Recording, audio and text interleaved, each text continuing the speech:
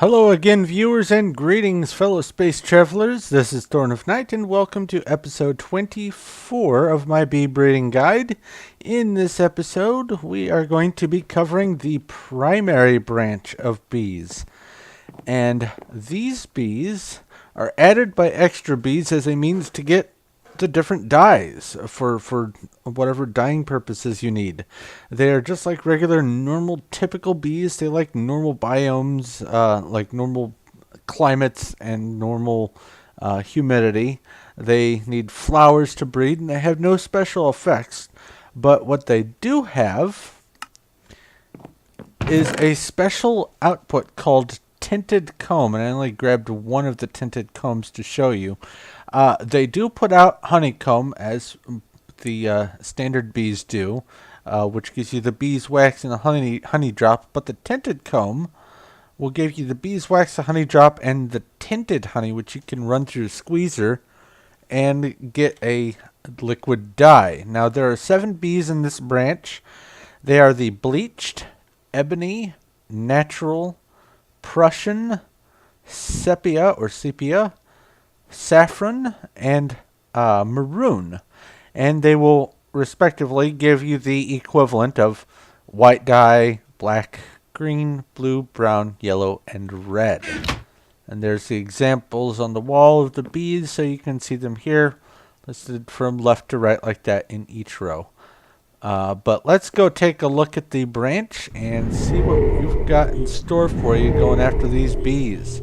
First thing I should note is every single one requires a different hive bee. There are 7 different colors in this, and there's 1, 2, 3, 4, 5, 6, and 7 of the hives.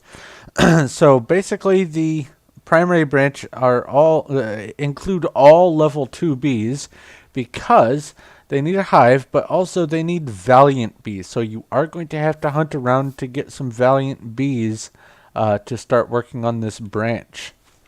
Now, I have left for you a chest for the breeding purposes for all the different types. I recommend for the ones that aren't in the plains type biome and don't have any tolerances for it, using the valiant bee as the base.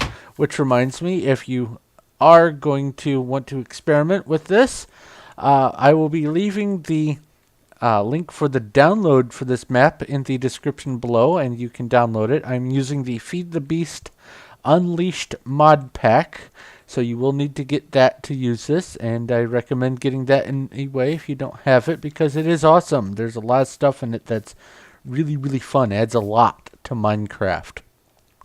But let's take a look here. I'm going to not try to spend too much time on this.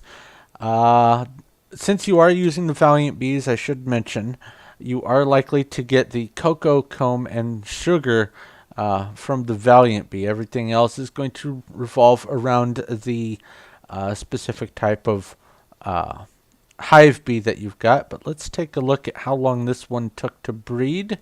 And there's the bleached. So let's see here. We've got 5 generations to get that one. Sounds pretty much close to right. And then it's got the 4 drones for the inactive trait for the hybrid here. Where's the bleached? Let's compare that. Okay, so it's just the inactive that's different on this guy.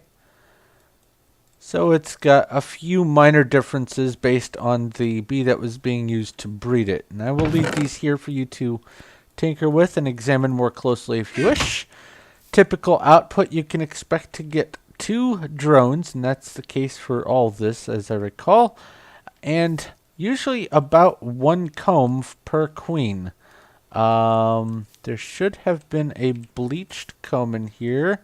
I guess I didn't leave one in, but from the bleached comb you will get a stack of, or almost a stack, each of the beeswax and honey drop, but more importantly you will get a stack of the tinted honey. Now each color of bee has its own color tinted honey, so if you are in NEI, just to save you the hassle and the frazzledness of trying to look for it, First off, if you do a search for tinted comb, all you get is just this red one here. And if you know the trick for the other, getting the hard to reach combs, it is not anywhere in here. The only one that's in is the tinted comb. All the rest are some of the, not all, but some of the other specialty combs. So you are going to have to actually breed the bee to get the output. But let's move on to the ebony. It does require rocky bees from those rocky hives there, and a valiant. And let's see how long this took to make. Whoops. Start with the princess. Oh, just one generation. All right. And this ebony bee is used in another branch of bees for doing some breeding. I think it's the aquatic branch. So it's also useful there. But it's close to a default bee. Or rather a default, a purebred ebony bee. And let's see here. Let's see if I got some of the specialty comb. Nope, I didn't leave any in there. Basically, I think what I did was, as soon as one of them produced one, I pulled it out and made a stack of it so I could produce the tinted honey over here in the centrifuge. But, all right, let's move on to the natural bee, and this is where you're going to get the green. So it's the princess this time, so I only need to grab that. This one took one generation. Okay. I thought it took a lot more than that. Nope, just one. But let's see here. Compared to this guy, some minor differences. I will leave this in here for you to look at also. Let's see if we can get some of that comb in here. Anything? There's one. Tinted comb. It's green this time, and it will likewise produce a stack. It's a 1-for-1 ratio for squeezing the comb to get the tinted honey drops. All right, on to the Prussian. The Prussian, let's see here. I need the princess here for telling how long this took.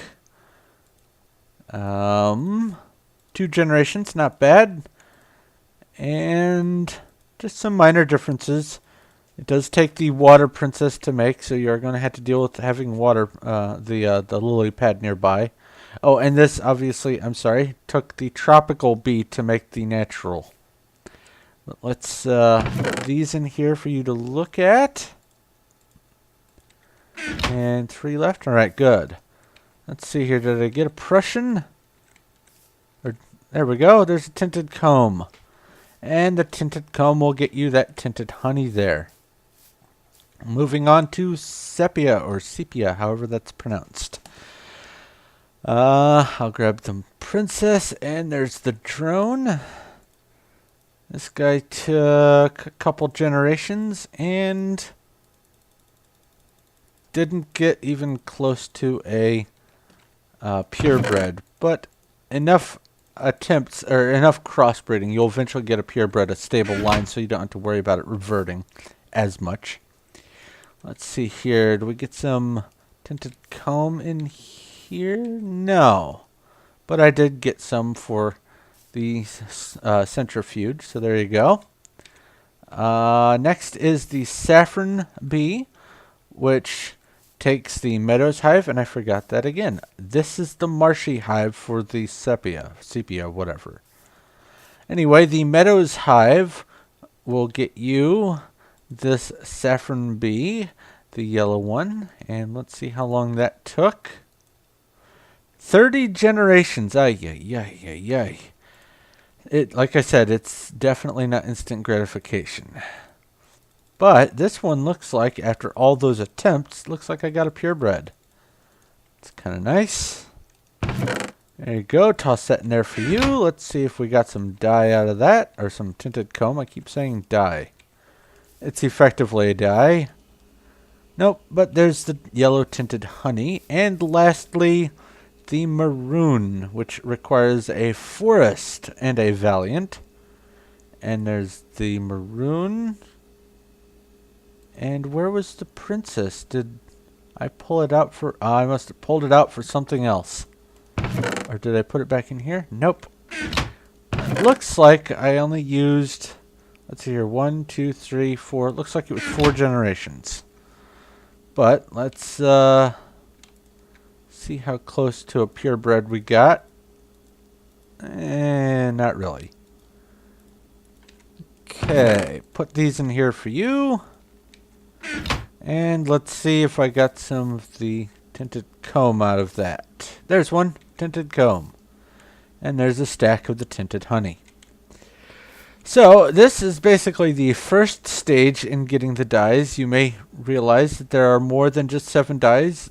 There are, I believe, a total of 16 dyes that you need to go after, which is why the secondary and tertiary branches exist, so you can continue using the bees to get all the rest of the colors.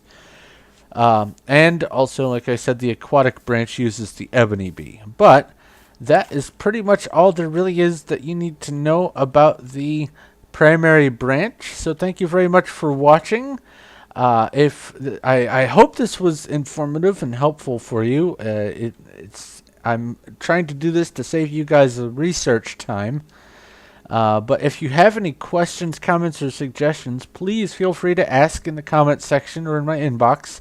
I am more than happy to try to help answer questions for you guys. But if you like this video, please do give it a like. I appreciate it. And if you like what I'm doing here and all that. And if you haven't already, go ahead and subscribe so you know when my next stuff comes out.